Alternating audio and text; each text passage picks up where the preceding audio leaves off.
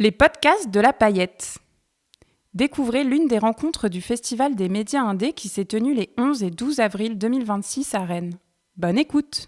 Je m'appelle Nadia Sweeney, je suis journaliste aux Médias TV et on va discuter ensemble de l'arrivée éventuelle de la presse indépendante à la télévision, de l'enjeu que c'est le combat de la télévision et des modalités, des possibilités qui s'offrent à la presse indépendante d'éventuellement mener la bataille de la télé. Donc pourquoi est-ce que je discute c'est moi qui suis là aujourd'hui, parce que le média télé est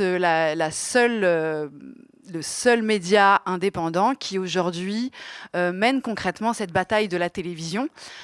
Beaucoup de presse indépendante ont fait le constat réel que la télé était en train de mourir gentiment dans son jus.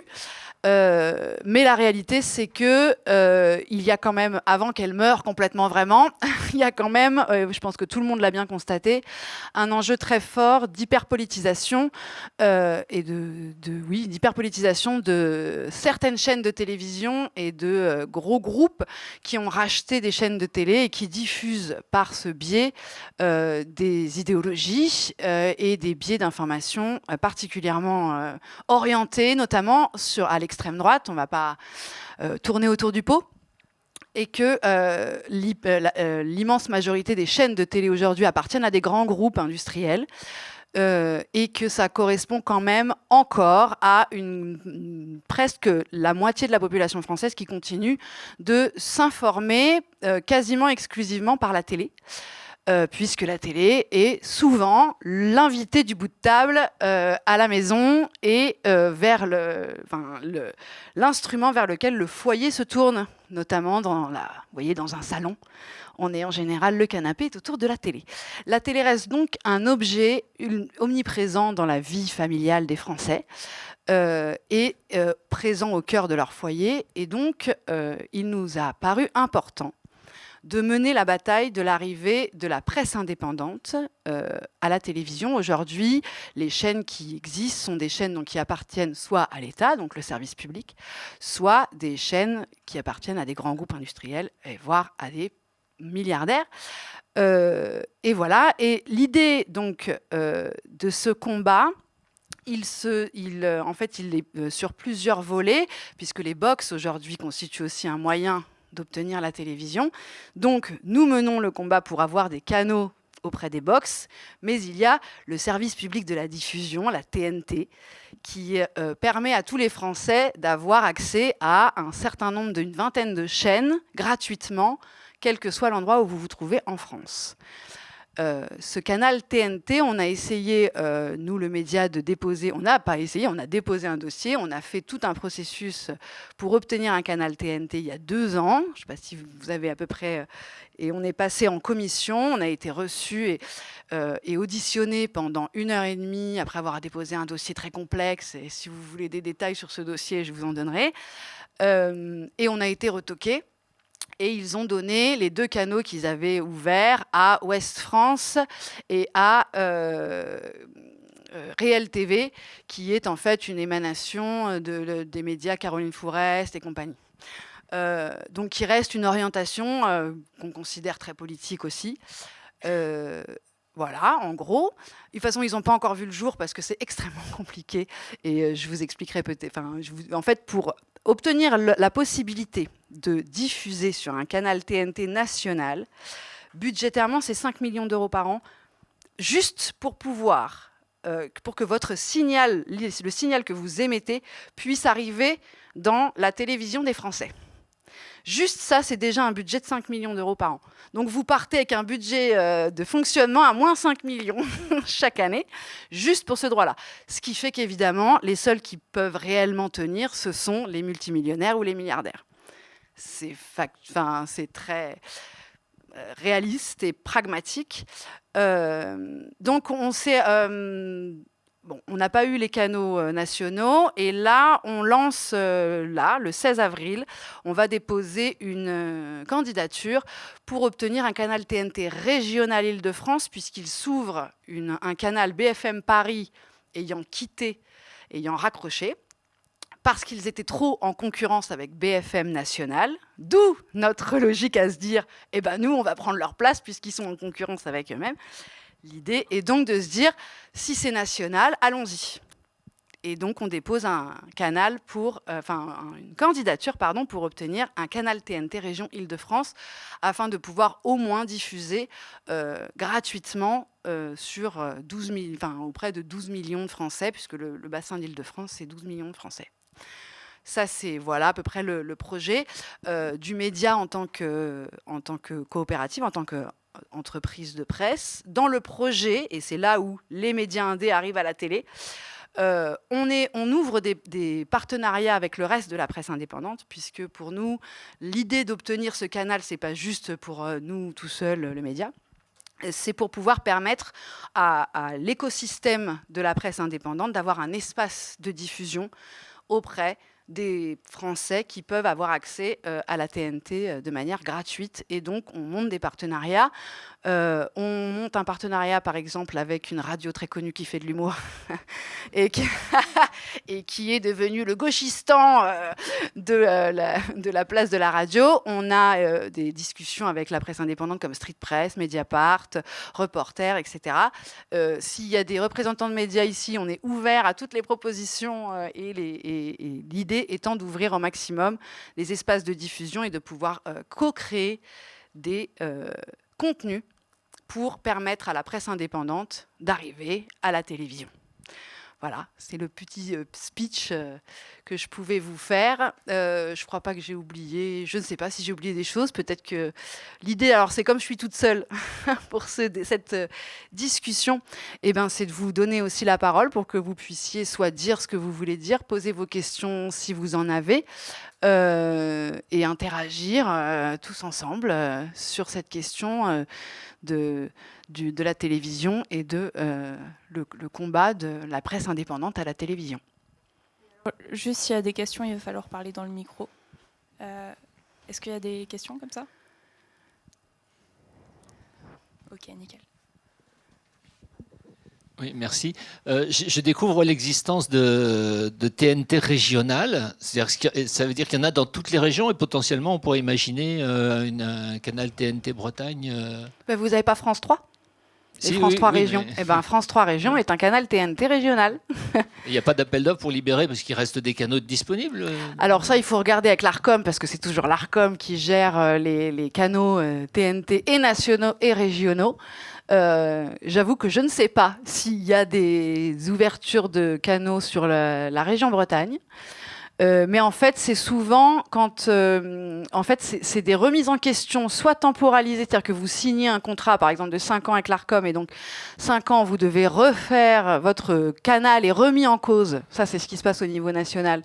Et donc, vous redéposez tout un dossier pour ressaisir, etc. Soit vous décidez de quitter, et donc votre canal se libère, et par conséquent, ils ouvrent une candidature. Mais je ne sais pas du tout mais il faut renseignez-vous, ça m'intéresserait bien de savoir s'il s'ouvre un canal en région Bretagne. La difficulté pour un média comme le nôtre, c'est que on est obligé, comme il s'agit d'un canal régional, de régionaliser un minimum nos propositions de contenu pour justifier d'accéder à un canal régional. Et que si on doit faire ça sur toutes les régions françaises, il va falloir qu'on monte un grand trust des médias télé, et que de faire de la télé, ça nécessite un budget important parce que c'est beaucoup de matériel, et que c'est pas aussi simple que de créer un média indépendant en presse écrite ou avec un site internet. C'est un peu plus complexe. Donc je ne sais pas, pour répondre à votre question sur la région Bretagne, peut-être que quelqu'un sait ici d'ailleurs. Mais... Et le ticket pour l'Île-de-France, du coup, si c'est pas 5 millions d'euros par an, il y a quand même aussi un... c'est 150 000 euros par an. La diffusion, oui. C'est quand même... c'est 150 000 euros juste de frais techniques, en fait. Dans la foulée, vous financez ça comment? Si vous imaginez, vous avez le droit d'émettre sur l'Île-de-France. Vous payez 100 000 euros. Et après, vous faites fonctionner ça comment? Alors, on fonctionne aujourd'hui comme l'immense majorité de la presse indépendante, c'est-à-dire sur les dons et sur les abonnements. Si on obtient un canal TNT, ce qui était un peu le modèle économique qu'on avait déjà proposé pour le national, on va faire une levée de titres participatif, avec la possibilité pour des gens, voire des associations, voire des entreprises de l'ESS ou des gens comme ça, de pouvoir prendre des titres participatifs et donc de pouvoir donner de l'argent sans avoir d'impact sur... C'est pas de l'actionnariat puisqu'on est une coopérative. Donc les gens peuvent donner... ou des entreprises ou des associations peuvent donner de l'argent, mais elles n'ont pas de pouvoir. Un titre participatif, quel que soit le prix que vous y mettez, c'est un vote, pas plus. C'est le principe, c'est l'intérêt de garder son indépendance quand même. Donc on fera ça, on fera une grande campagne d'appel à dons et puis on financera. Après, l'idée d'un modèle économique qui fonctionne, c'est d'essayer d'aller quand même un peu vers de la publicité, mais de monter une régie éthique. Puisque l'intérêt aussi, c'est d'essayer de mettre en place un système économique, un modèle économique vertueux, un peu plus vertueux en tout cas que celui qui existe aujourd'hui dans les médias dits mainstream. Mais on a besoin d'argent pour vivre. Enfin, un modèle économique ne peut pas fonctionner s'il n'y a pas des rentrées, donc nécessairement. Mais l'idée était on avait déjà d'ailleurs commencé à discuter avec le milieu de l'économie sociale et solidaire. Parce que c'est un monde économique qui a une grande réflexion sur son mode de gouvernance, sur son impact écologique, social, etc., sur la société, et qui n'a pas d'espace de visibilité. À nous qui sommes membres de l'ESS, puisque nous sommes une SIC, une société coopérative d'intérêt collectif, une coopérative, nous sommes membres de l'ESS. Nous faisons partie de l'écosystème de l'économie sociale et solidaire. Donc, ça paraît assez logique que nous puissions coopérer avec le reste des entreprises qui sont sur le même modèle de gouvernance. Donc voilà, c'est les leviers de... Ah, c'est ric-rac. Ouais. C'est ça. Non, c'est pas simple. Il y a aussi la question du public. Il faut que ça rencontre son public. Il faut que... Et c'est pour ça qu'on élargit aussi au maximum avec les autres partenaires des autres médias indépendants pour qu'on soit une forme de fenêtre, de vecteur, en tout cas, de leur travail, puisqu'on trouve globalement que leur travail n'est pas suffisamment... n'est pas suffisamment le moteur d'information dans les médias plus mainstream. Sauf quand c'est des grands scandales qui impliquent des anciens présidents de la République. Mais, globalement, on pense qu'on a une vraie carte à jouer. Et une carte à jouer dans le sens où il y a un combat qui se mène. Je pense qu'il y a une partie de la population française qui a totalement conscience de l'enjeu politique et informationnel dans lequel on est aujourd'hui, de ce qui se met en place. Et nous pensons en tout cas que... les gens seront à la fois critiques, mais réceptifs à ce type de projet. Exactement. Qui est aussi une partie de l'audience d'Inter, de France Inter, pardon, qui a décroché sur... Toujours autour de ce sujet-là. Quand vous annoncez 5 millions d'euros pour pouvoir diffuser sur la TNT, ça pose vraiment la question d'un service public d'accès à l'information, c'est-à-dire qu'on a privatisé, c'est accaparé par une notion d'argent. Et qu'est-ce que ça recouvre comme réalité, ces 5 millions d'euros? Ça paraît incroyable comme ça. En fait, c'est l'entreprise qui gère tout le réseau technique. J'ai oublié, c'est TDF. Qui gère tout le réseau technique du diffuseur jusqu'au récepteur, à la télé, c'est très schématique, hein, à la télé du Français qui allume sa télé. Et ce réseau technique, et en plus, c'est très opaque. Et les députés ont essayé d'obtenir des informations, mais comme c'est une entreprise privée, ils n'y arrivent pas. C'était public avant. Ça a été privatisé. Je vois un monsieur qui sait, qui fait oui. Et on ne sait pas vraiment... Enfin, c'est très opaque sur la manière dont ils posent leurs tarifs, parce que visiblement, c'est changeant en fonction des chaînes et du service qu'ils offrent aux chaînes. Nous, pour le projet TNT Nation, il fallait qu'on monte un budget. Donc, on a fait des demandes auprès de TDF pour avoir... et ils avaient évalué entre 5 et 6 millions d'euros l'an pour une diffusion sur un seul canal. Parce que vous avez aussi possibilité... Vous avez des groupes qui ont plusieurs chaînes. Et pour un seul canal.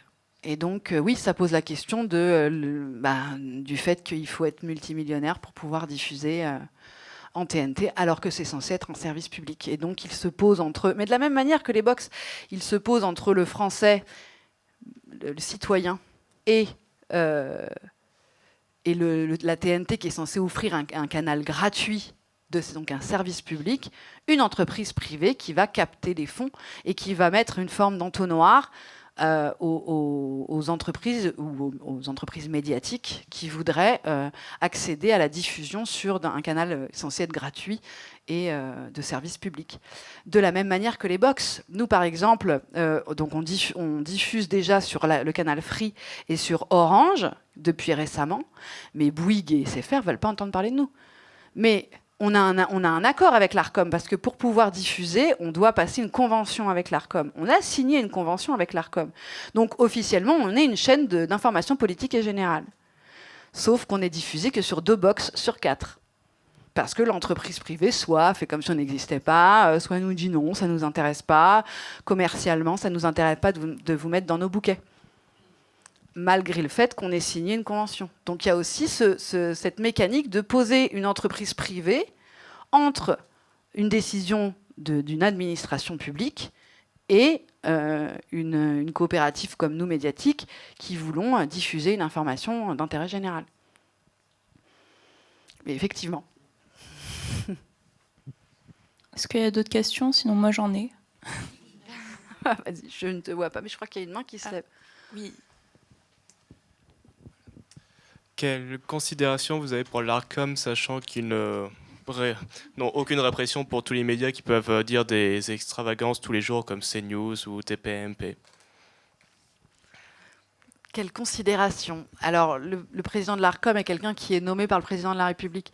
C'est une institution forcément politique, enfin, qui a un biais politique, comme beaucoup d'administrations, j'ai envie de dire, et qui va être nécessairement, enfin pas nécessairement, mais qui en tout cas dans son fonctionnement actuel est...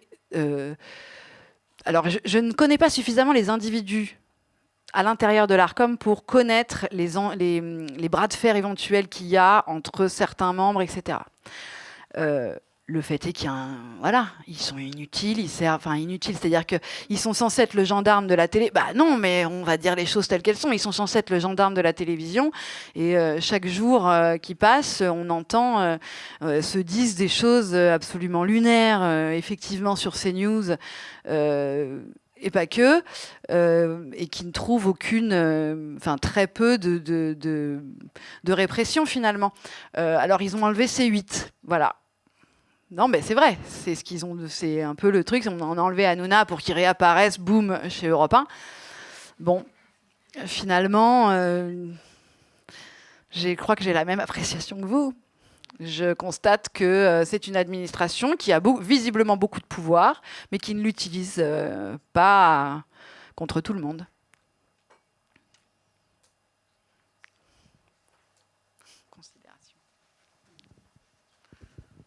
Bonjour. Bonjour. Corrigez-moi si je me trompe, mais je crois que les accès à ces chaînes du canal TNT ne sont pas ouverts à des médias dits d'opinion. Et c'était tout le sujet par rapport à C8 et CNews, comme quoi c'est des médias d'opinion. Et en fait, c'est notamment du fait de la droitisation de tout ce secteur qui fait que voilà, ils ont pu s'en défendre. Et je suppose que vous avez sans doute eu ces reproches de votre côté et que c'est peut-être aussi pour ça que vous êtes fait retoquer. C'est quoi la stratégie pour lutter contre ça quand en fait dans le cercle médiatique être de gauche ça devient quasiment illégal? Comment vous comptez justement amener ça, parce que vous dites chaîne d'information, mais vous avez quand même cet angle de gauche, je crois que c'est revendiqué. Alors, effectivement, il y a une distinction entre le monde médiatique télé et le monde de la presse écrite, puisque dans la presse écrite, il y a une presse d'opinion, et qu'elle peut s'afficher et s'affirmer et revendiquer d'être une presse d'opinion, et que la télévision, soi-disant, non. Sauf que tout est une question de savoir qu'est-ce qu'on appelle une presse d'opinion, puisque vous l'avez dit vous-même, aujourd'hui, on a quand même des chaînes qui sont, d'ailleurs, dont les propriétaires se revendiquent totalement orientés politiquement, avec un projet politique qu'ils veulent faire aboutir. Alors, je ne sais pas ce qui est plus une chaîne d'opinion qu'un instrument médiatique qui sert à un projet politique dessiné et affirmé. Nous, on a... en fait, la question de la convention qu'on a signée avec l'ARCOM nous oblige à avoir une égalité de temps de parole et de temps d'antenne par parti politique ou par courant politique. Alors, le Conseil d'État est un peu plus loin parce qu'ils incluent les chroniqueurs, etc. Donc, c'est toujours une forme de recherche d'équilibre sur comment est-ce qu'on diffuse ou pas certains contenus, idées, prises de position, comment on les intègre à des contenus, enfin, qu'est-ce qu'on en fait, parce qu'on peut aussi être très critique. Moi, je peux diffuser je sais pas moi, une prise de position de Marine Le Pen et puis après la dézinguer pendant 20 minutes. Non, mais il y aura quand même, les 3 minutes seront comptées. Enfin, je veux dire, tout est une question de protocole, de comment est-ce que vous organisez la prise de position et comment dire, le système d'émission et la manière dont c'est diffusé. Effectivement, il n'est pas censé exister de chaîne d'opinion. Et alors qu'on avait une tendance à se revendiquer comme étant une chaîne de gauche, on ne le fait plus. Mais c'est-à-dire sans dire, parce qu'il y a une catégorisation de politique et il y a une question de défense de valeurs. On a une charte dans laquelle on explicite très clairement les valeurs qu'on défend. Et donc, à partir de là, on n'a pas besoin d'être catégorisé politiquement pour défendre des valeurs. C'est comme ça qu'on se positionne aujourd'hui. C'est-à-dire, c'est pas forcément dire on est une chaîne de gauche ou pas.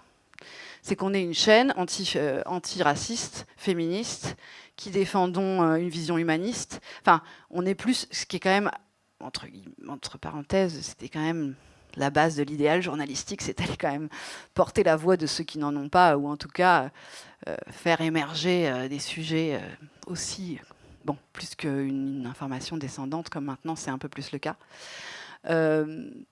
Et dans la question de la pluralité, c'est aussi cette ouverture aux autres médias indépendants, parce que c'est aussi de se dire, si on donne des espaces de diffusion à des médias divers, on se diversifie.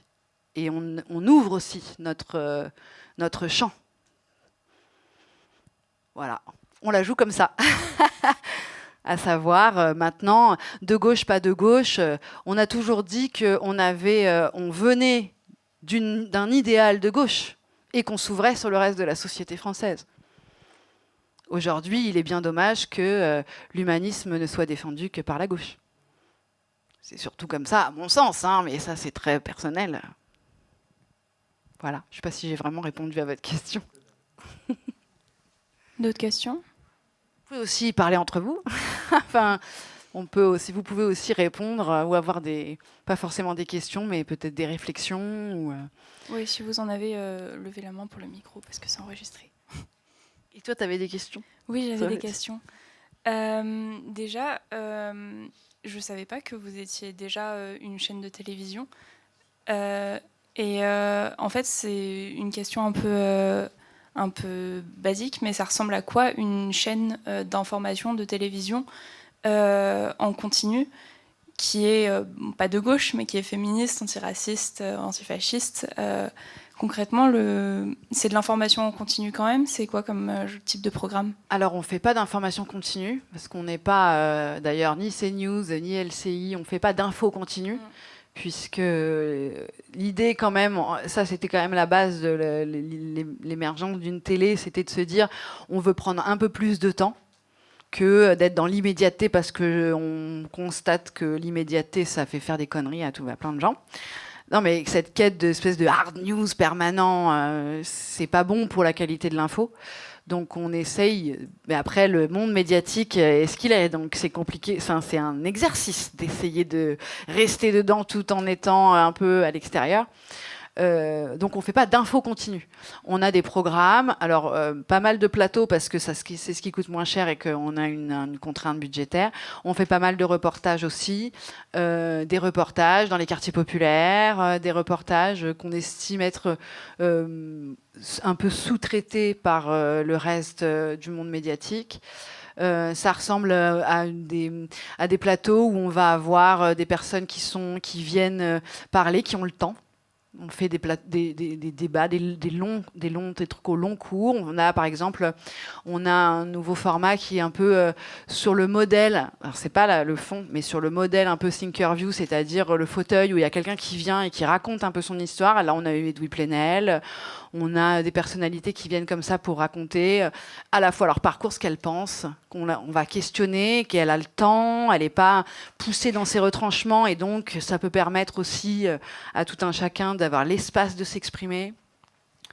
Voilà, et puis quand on fait de l'info chaude, on va dire, on va poser des questions un peu plus chiantes à certains politiques. Les questions vont être un peu différentes, disons.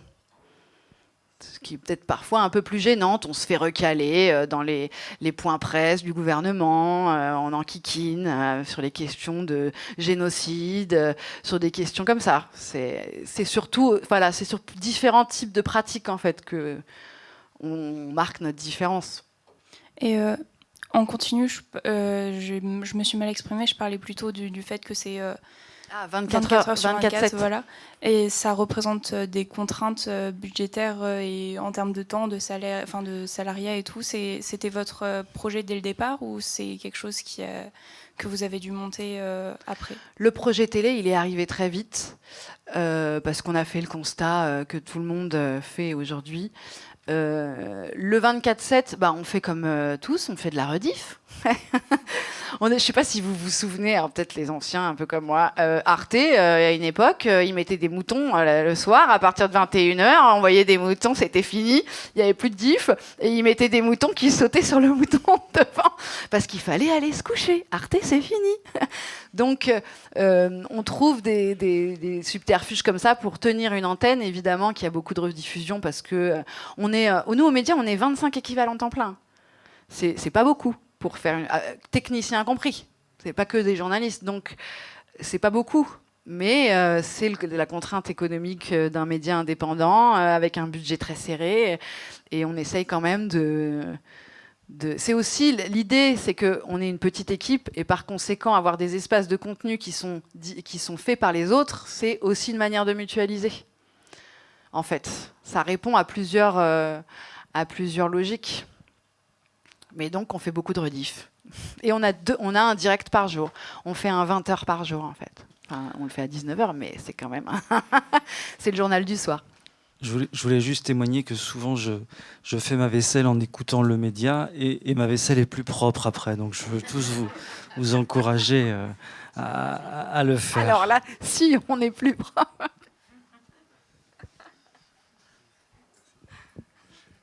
Moi, je me rappelle de la campagne pour justement avoir l'audience TNT, donc ça passe tellement vite, je sais plus si c'était il y a 2 ans ou 3 ans, je sais plus. C'était il y a 2 ans, c'était en juillet 2024. Et du coup, il y avait un appel à soutien ou une pétition qui avait été lancée. La question, là, c'était, il me semble, et peut-être que j'avais pas été assez attentif, que là, c'est plus uniquement le média, mais avec des médias... Alors, ouais, non, mais je crois que avec des médias indépendants, et du coup, est-ce que la même idée est envisagée, mais du coup avec le renfort et la communication, parce que là on voit qu'il y en a quand même un paquet de médias indépendants, et du coup qui pourrait donner aussi une émulation et plus de poids peut-être.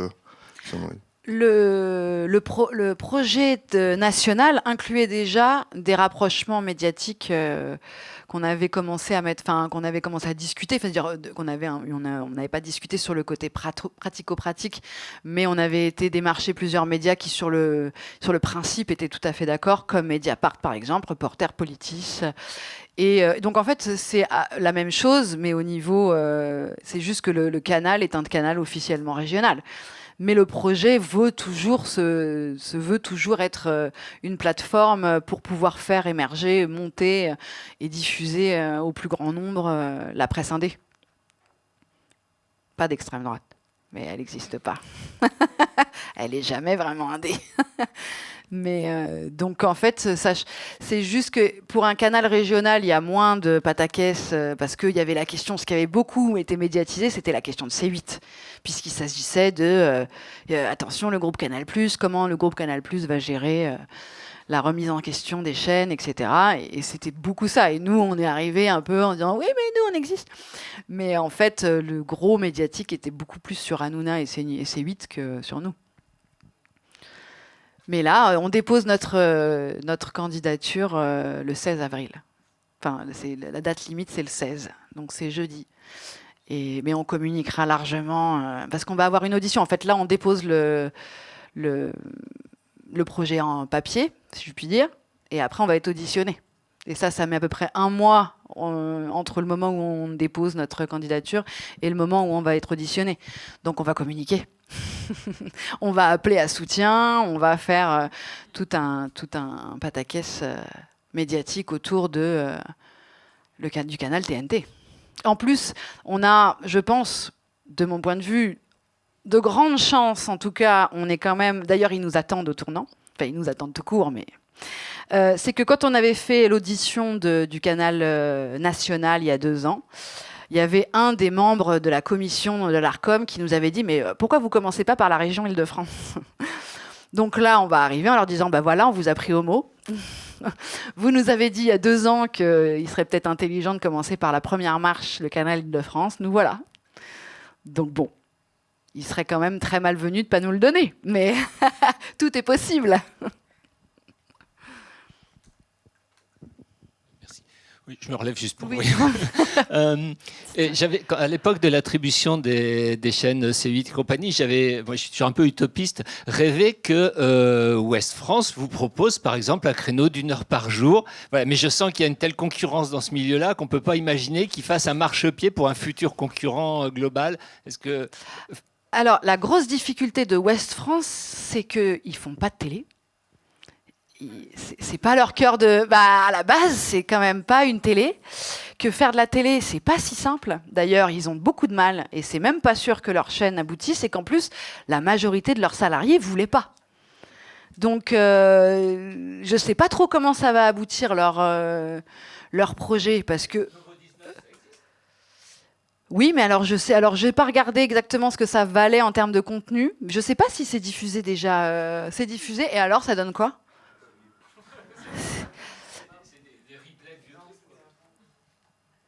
Eh ben, je ne sais pas. Voilà. Mais en tout cas, ce dont je me souviens, c'est que que leurs salariés étaient vraiment pas contents. Alors, je ne sais pas comment ça a évolué depuis.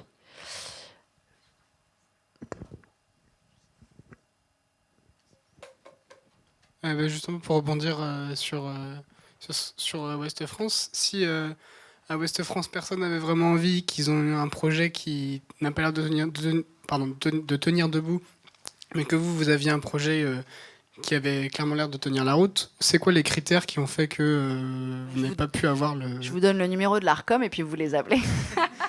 En vrai, je ne sais pas vraiment pourquoi. On n'a pas eu de retour sur les raisons, les critères. On les connaît pas vraiment en fait, pour être tout à fait honnête. C'est pas très transparent. Après moi, Ouest France, à titre personnel, moi j'ai rien contre Ouest France. Bon, Réel TV, Kretinsky, c'est un peu plus chiant, mais là, ça me dérange plus parce qu'on retombe sur un milliardaire qui détient plusieurs médias et un côté trust. Ouest France, moins, parce que c'est une asso, le modèle est différent.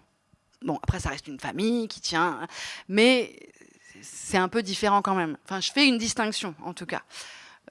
Kretinsky, bon, bah, pour moi, je vois pas ce que ça change les autres. Bon, voilà. Mais on ne sait pas. On n'a pas eu de retour réel sur les critères, les raisons réelles pour lesquelles on n'a pas été sélectionné ou pourquoi les autres ont été sélectionnés alors que à la base, c'était pas leur cœur de métier. Nous, on a une chaîne déjà, on a déjà une convention avec l'Arcom. Donc, on a un temps d'avance sur des entreprises médiatiques qui ne faisaient pas de télé du tout. Et est-ce que justement, vous pouvez... ici. Est-ce que justement, vous pouvez revenir un peu sur comment ça se passe, cette commission? Quelles questions on vous pose? Sur quoi on vous a piégé ou pas, d'ailleurs? Enfin, comment ça se passe un peu? Est-ce que c'est un jury de 10 c'est personnes public, hein. Vous pouvez retrouver les vidéos sur l'Arcom. Alors c'est chiant, hein, je vous avoue, c'est 1h30 de débat, on lit machin, les valeurs, c'est un truc il y a un volet très technique, sur les modèles de diffusion, comment vous allez faire du 24/7, quel type d'émission sur le programme, la grille. Donc, quel type d'émission, il faut faire expliquer pourquoi telle émission, on va le faire à telle heure, quelle cible on vise. Après, il faut expliquer le modèle économique qu'on met en place, comment est-ce qu'on va faire perdurer tout ça. C'est souvent avec un peu de publicité, c'est un peu ce que je disais tout à l'heure sur la levée de titres participatifs, la publicité, etc. Il faut tout expliquer. Et puis, après, il y a aussi le volet journalistique pur. Il pose des questions sur... Moi, j'étais un peu la référente déontologie parce que je suis au pôle enquête et que la déonto, j'aime bien. Donc, d'expliquer comment est-ce qu'on allait éviter des dérapages. On était dans la phase C8 doit dégager.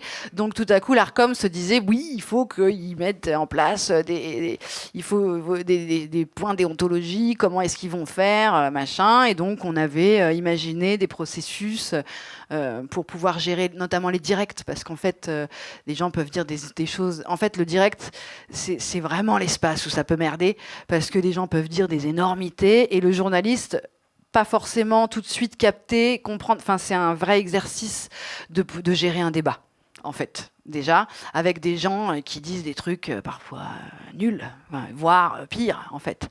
Et il faut avoir une posture, il faut pouvoir couper la parole, il faut pouvoir dire non, il faut avoir l'information. Donc, il faut avoir un système derrière l'oreillette de gens qui vérifient, qui disent ça, non, on a une charte de déontologie. Moi, j'avais imaginé faire signer à toutes les personnes qui viennent en plateau une charte de déontologie pour dire je m'engage à ne pas dire d'avoir de propos racistes, sexistes, etc. Et comme ça, on peut leur remettre leur charte en disant ah non, ça c'est contre la charte que vous avez signée. Donc si vous voulez pas respecter votre charte, vous serez plus invité ici. Enfin, bon, quelque chose comme ça qui puisse permettre d'un engagement, d'une sensibilisation, etc. Donc voilà, c'est tout ce genre de choses qu'on nous pose comme question. Et si ça vous intéresse, mais alors il faut se taper 1h30 par média, mais c'est public. Donc vous pouvez retrouver sur le site de l'Arcom. On avait fait une bonne audition. Franchement, ils nous avaient pas piégé vraiment. On avait eu en plus tout un laïus sur le parallèle avec les radios libres en disant nous sommes la télé libre, enfin quelque chose un peu plus en disant il faut ouvrir la télé à l'indépendance, il faut sortir du trusting par les grandes entreprises, il faut avoir des espaces où on puisse respirer et où les gens puissent avoir accès gratuitement à une information différente et penser différemment. Et bon. Nous, on était très fiers de notre audition. Ça n'a pas marché, mais on était quand même très contents.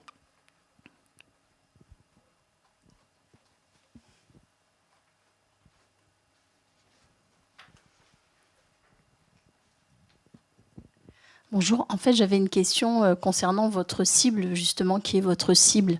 Est-ce que c'est juste des personnes, peut-être comme toutes celles qui sont là, qui ont des pensées de gauche et qui pensent un petit peu comme vous, ou est-ce que c'est ouvert, justement? Est-ce que l'idée c'est de créer une chaîne où il y a du débat, ou un vrai débat, quoi, pas juste une chaîne qui diffuse son idéologie et qui s'adresse à des personnes qui sont convaincues, ou est-ce que l'idée c'est d'aller chercher justement toutes ces personnes, enfin toutes peut-être pas, mais une partie des personnes qui regardent ces news, et à ce moment-là, comment vous allez faire? Alors, très bonne question. parce que la cible, c'est quand même le cœur du projet. L'idée sur le canal TNT, parce qu'en fait, c'est comme on va garder nos chaînes nationales sur les box, on va créer une marque régionale. Et par conséquent, on a décidé que cette cible, elle serait plutôt des 18-25 ans, voire des 18-35, avec pas tant de débat politique en réalité que de contenu émanant des gens, de leur réalité beaucoup plus proche des gens que du plateau politique ou de débat politique. On veut faire du reportage, on veut faire de la culture, on veut faire des choses plus fun, plus accessibles, c'est-à-dire moins politiques. Politique au sens du débat politique pur de la droite, la gauche, etc. Oui, peut-être un peu plus accessible que France Culture, parce que France Culture, c'est très intellectuel. Enfin, oui, peut-être. Alors effectivement, peut-être un peu plus comme ça. L'image de France Culture reste quand même très intellectuelle. Et on voudrait avoir une image plus populaire. Et avec des contenus qui soient plus populaires. Voilà, c'est le projet global. Alors je ne peux pas vous donner le détail des émissions qu'on a pensées, qui ont été pensées, etc. Mais le projet global, c'est d'avoir une chaîne qui a une cible jeune, qui est un peu celle qui est fâchée avec la télé, quelque part, ou en tout cas qui ne consomme plus vraiment de télé. Et d'avoir un contenu moins politico-politique. Voilà. La question, c'est comment est-ce que vous allez les chercher? Je répète pour le micro. Comment on va les chercher? Avec une stratégie de communication, comme tout. Et ça, c'est pas moi qui monte la stratégie de communication, mais on va aller les chercher avec nos contenus et du marketing autour de nos contenus. Et puis avec aussi l'intervention de personnalités qui sont des streamers, des gens qui sont qui émergent aussi à la fois de cette jeunesse et qui parlent à cette jeunesse. Donc voilà, c'est un peu le projet global, mais d'être moins politico-politique. Enfin, parce qu'on considère que tout est politique.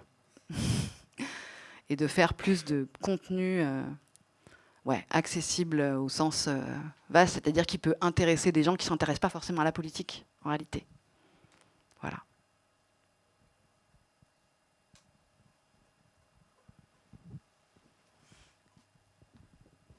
Vous parliez de Thinkerview tout à l'heure, qui est du coup un média sur YouTube qui interviewe des personnalités. Thinkerview. Oui, Thinkerview. Hein, qui des fois sont spécialistes de leur domaine ou non. Donc pour rendre l'émission plus populaire, est-ce que vous serez prêt à faire comme lui et des fois à inviter des personnalités clivantes de droite comme Agnès Pannier-Runacher qui a été invitée il n'y a pas longtemps. Mais il a quand même envoyé dans les cordes en lui posant justement les questions précises sur le domaine. Et souvent ces personnalités-là ne sont pas capables d'ailleurs de répondre, ce qui ne sont pas... sont régulièrement des fumistes qui ne comprennent même pas le domaine dans lequel ils sont. Alors, pour la comparaison avec Thinkerview, l'idée, c'était le modèle, effectivement, fauteuil, où pendant 1 heure, on va avoir on va questionner une personnalité et non pas le côté plateau. Pour vous dire, on est en train de discuter pour essayer d'avoir Dominique de Villepin. Donc oui, on veut bien sûr que l'idée est de pouvoir faire venir des personnalités clivantes, ou en tout cas, je ne sais pas si c'est vraiment clivant. Moi, ce qui m'a plus gêné dans Thinkerview, c'est certaines personnalités très clairement borderline qui ont été invitées à certains... parfois, quoi. C'est pas tant le fait que ça soit clivant politiquement, il y a la question de l'extrême droite qu'il va falloir se poser très clairement, parce que nous, on a quand même très beau... le volet, comme le font la Belgique avec le cordon sanitaire médiatique, parce que les Belges, ils sont beaucoup plus clairs sur cette question-là. Nous, on s'impose un cordon sanitaire médiatique déjà. C'est pas hyper l'Arcom.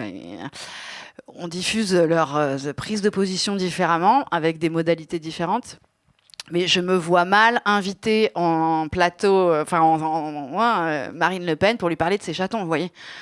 Ça me... Ouais, je sais pas. La question n'est pas tranchée, c'est mon avis à moi, mais je pense que ça nous ferait vraiment tous vraiment bizarre d'avoir... ou Jordan Bardella, enfin peu importe en réalité, mais voilà. Il y a peut-être aussi une question de cordon sanitaire médiatique à se poser et à essayer de prendre le modèle belge, qui n'est pas idiot.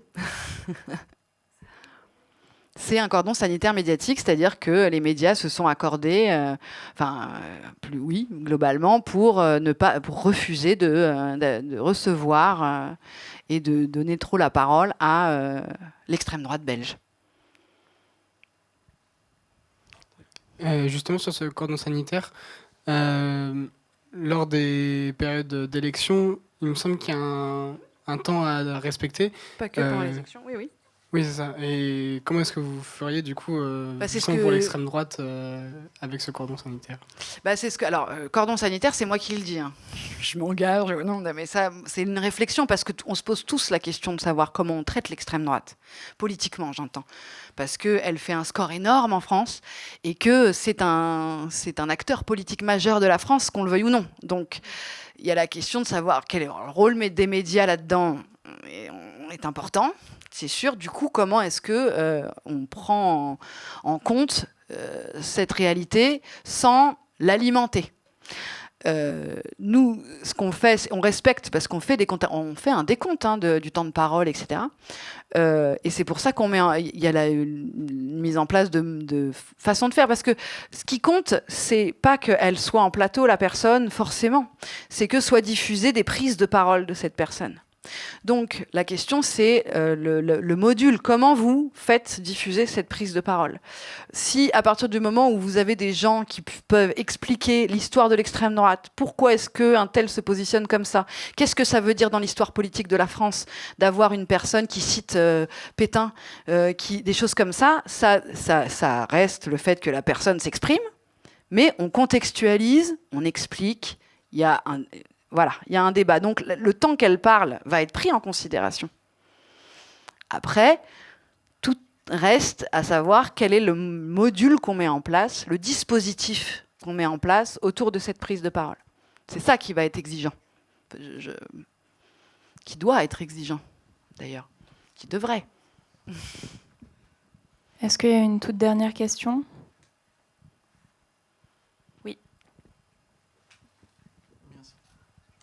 Sur les médias, vous avez, pour l'économie, vous avez Thomas Porcher, vous invitez régulièrement, qui a son instant Porcher. Est-ce que vous comptez faire la même chose pour des thématiques sur l'écologie, sur la santé ou autre? Alors la santé, ça c'est en train de se créer. On a une émission de santé qui est en train de se mettre en place. On a sur le volet international, on a une émission qui vient de se créer qui s'appelle Géostratégiques avec Pascal Boniface. Donc oui. Mais je sais pas, c'est pas moi je suis en charge du pôle enquête.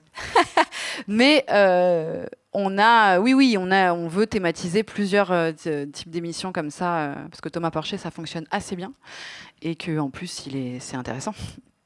Donc, oui, et on multiplie, comme je vous l'ai dit. Donc, c'est en cours de création. Si vous avez des idées, d'ailleurs, n'hésitez pas à nous en faire part. Eh bien, je vous remercie d'être venu à cette rencontre au Festival des médias indépendants à La Paillette. Merci beaucoup à vous.